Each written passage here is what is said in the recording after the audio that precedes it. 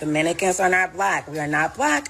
And no matter how much black Americans cry about it, we are not black. We will never be black. Yes, I look black, but we are not black. And it's just a reminder to black Americans who are so pathetically forcing Dominicans to label themselves as black. We keep telling them we have our own culture. We know black, papi. They still force it on us. So just a reminder, Dominicans are not black. Shout out to the Black Squad. I am Kenyatta Black. Thank you for tuning in. This is going to be a quick one. Make sure you are following me on Facebook. Follow me on Instagram. Subscribe to the YouTube channel. If you like the content, you want to support the content, go ahead and hit the Cash App, $ Black Squad. It's pinned to the top of the chat, and it's also in your upper left-hand corner. Listen, we're going to make this quick. Maybe.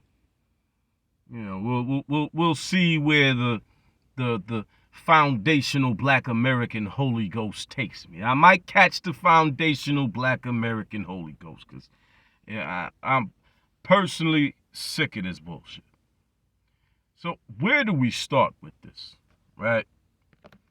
Well, first of all, let's start with the obvious. The fact of the matter is, unfortunately, there is some truth to what she's saying. As far as there are foundational Black Americans who are hell-bent on claiming every dark-skinned or melanated person they see. That shit is goofy.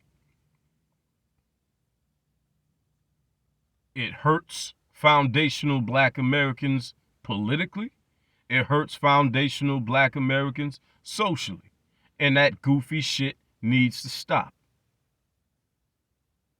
Foundational Black Americans don't need friends.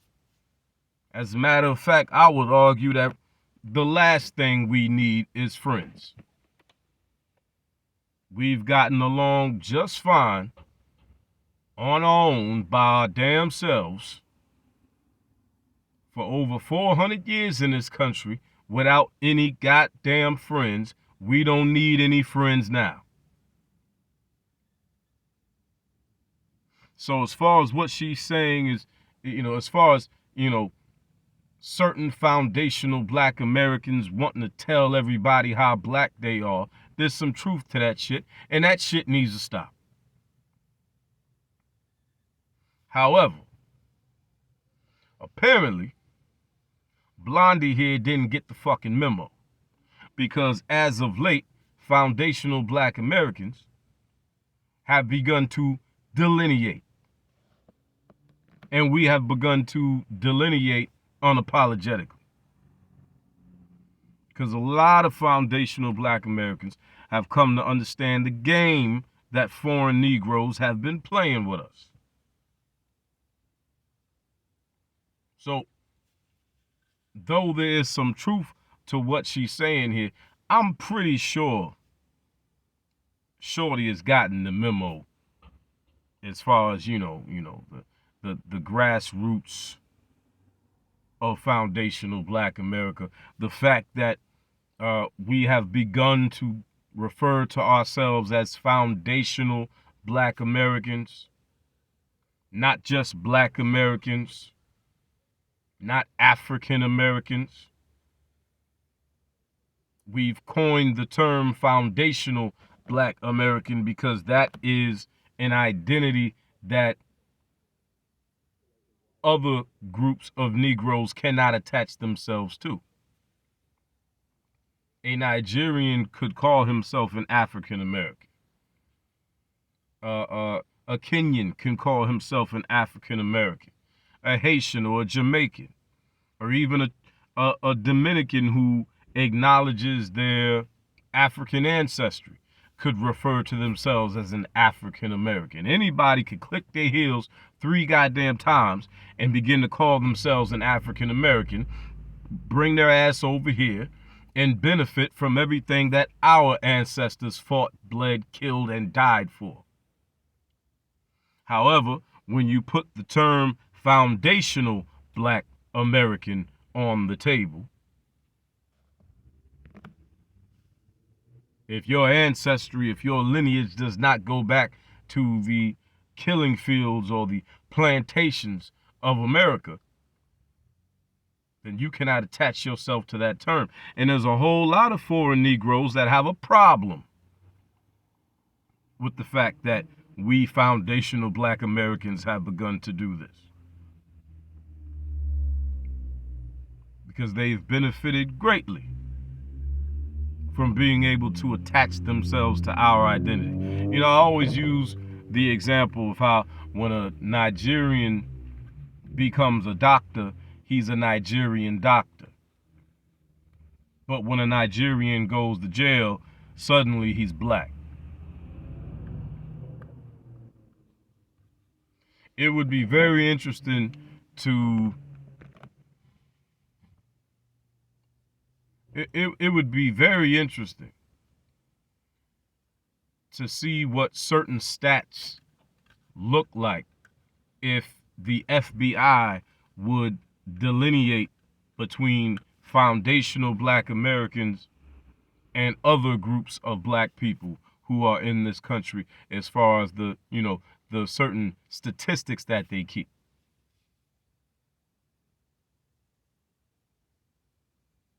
Such as crime.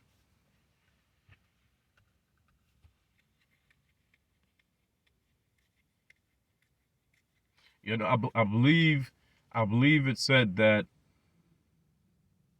Black people account for 54% of the homicides in America. I would be interested to see what those numbers would look like if the FBI would begin to delineate between foundational Black Americans and Haitians,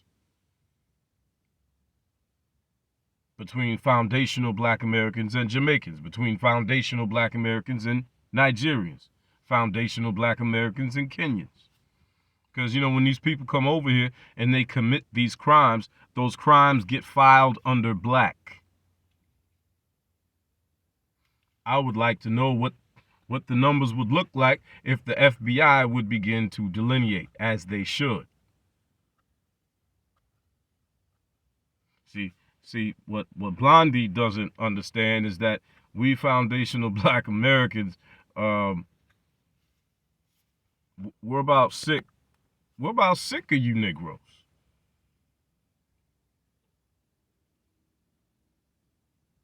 Now, here's the thing, because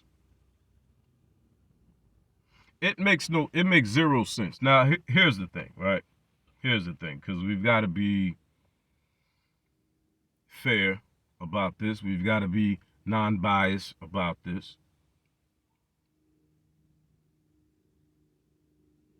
As far as collectives go, right? Politically speaking, it is not in the best interest of foundational Black Americans to be accepting of entire collectives of people,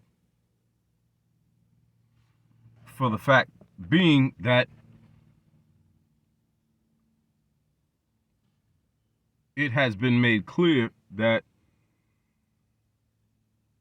there isn't a single group of people, and I'm specifically referring to groups of Black people,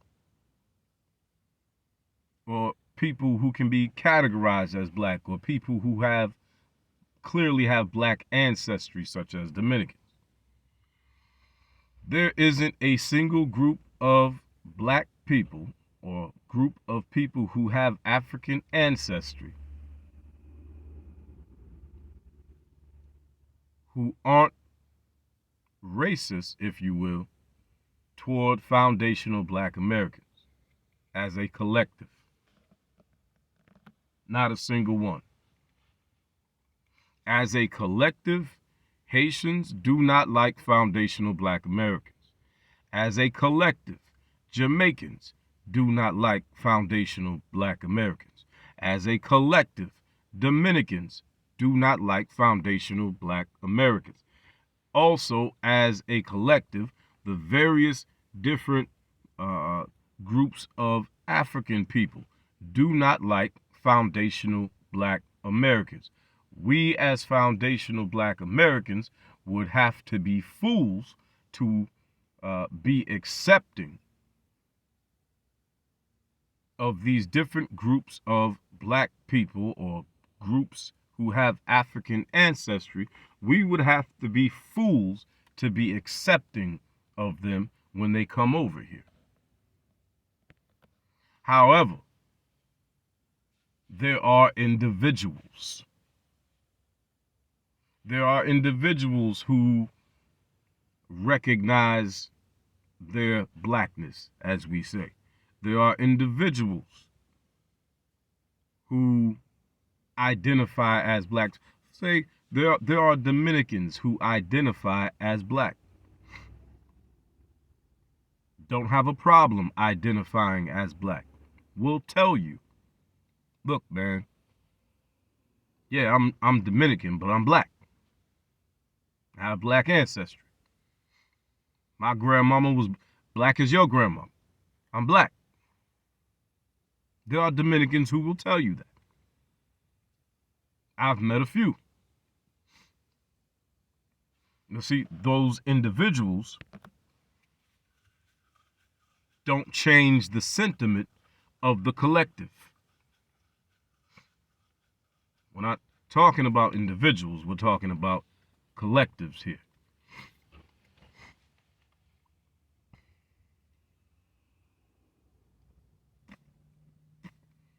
And the fact of the matter is, as collectives, as a collective, a lot of these foreign Negroes present themselves as enemies to us. As a matter of fact, since last November, you know, when I went back to work, you know, I took about a year off. Last November, when I went back to work, this doc that I'm working on, it's probably 80-90% Dominican. Couple of Mexicans here and there. I think maybe 2 or 3 Puerto Ricans. You know, pretty much 80-90% Dominican, right? There haven't been too many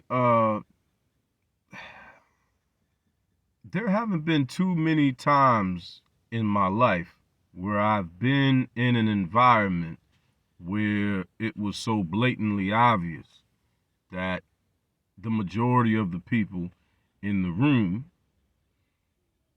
were anti-black bigots.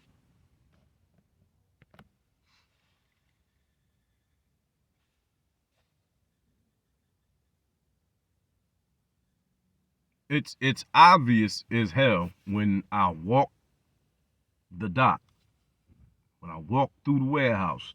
It's obvious as day that the majority of them do not like black people. It's obvious. Now these are Dominicans. Some of which who you can look at and clearly tell that they obviously have some African ancestry in them. Clearly. Right? But it's obvious. The tension, the vibes is obvious. Okay? Now I don't give a fuck, because I don't go to work to make friends. I'm a grown ass man. Last thing I'm going to work for is to make friends. So I don't give no damn about it. But that's just, you know, an anecdotal example right there. But even as collectives, you hear what this woman is saying. You know, as far as Dominicans go, they lean heavily on their nationality to avoid the race conversation. And hopefully everybody listening is informed enough to know that there's a difference between your race and your nationality. But what Dominicans as a collective like to do is they like to lean heavily on their nationality to avoid having the race conversation. And I suppose it's easy for them to do that when they are basically they're basically an amalgamation or an amalgamated people. They are part Taino Indian, part Spaniard, part African. So it's almost, one could almost say you have a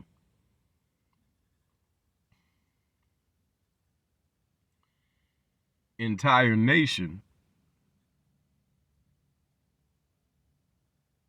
that could be labeled the tragic mulatto, almost, right? You could kind of make that comparison.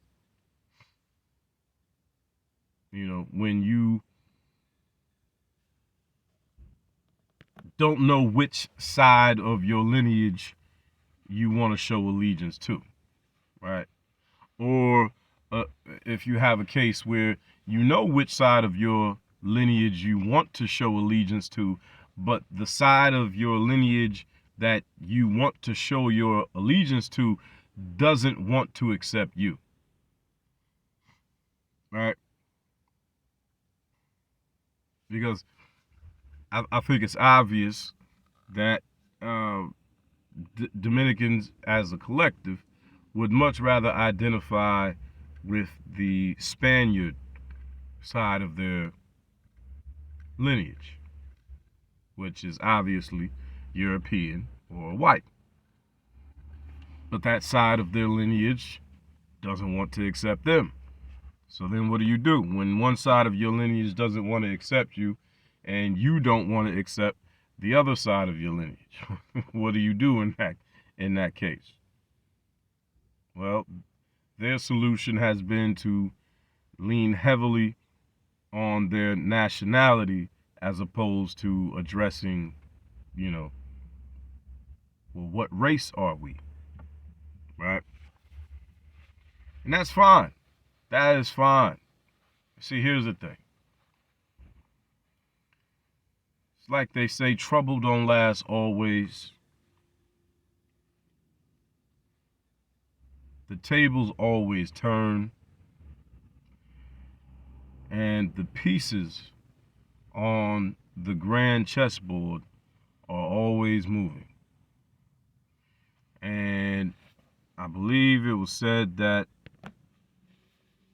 in the coming century,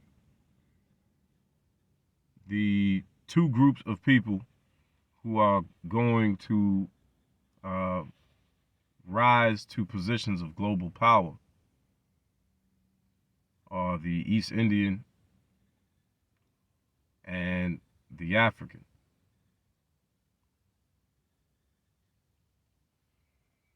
So, all I would say to any and everybody that don't want to be black, any and everybody who's been screaming, I'm not black, for the last several decades, just remember that you're not black. Okay? Because on that day that the black man takes his rightful place in a seat of global power, we are going to politely remind you that you're not black. You're not one of us, that you are not of our tribe. So just remember that you're not black. And you could apply that to any and everything else.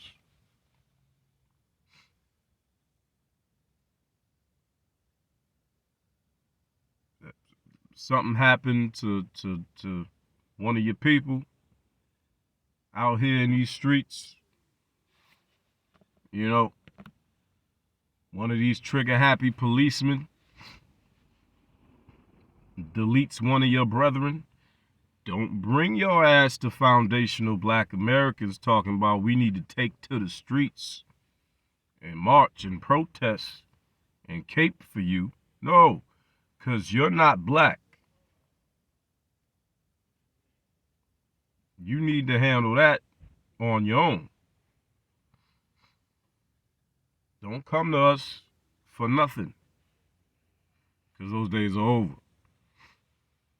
Now, like I said, I don't understand how Shorty didn't get the memo that foundational black America has begun to delineate unapologetically. But at the same time, I understand why she would say this, because there are still some goofy foundational black American Negroes running around here who want to claim everything with brown skin. And that is pathetic. Like she said, it is pathetic. And foundational black Americans need to stop doing that shit. Let these other groups of Negroes handle their own business. We don't need no new friends. And we shouldn't want no damn new friends. One thing foundational black Americans have never had is friends. And look how far we've come without them. So what the hell do you think we need friends for now?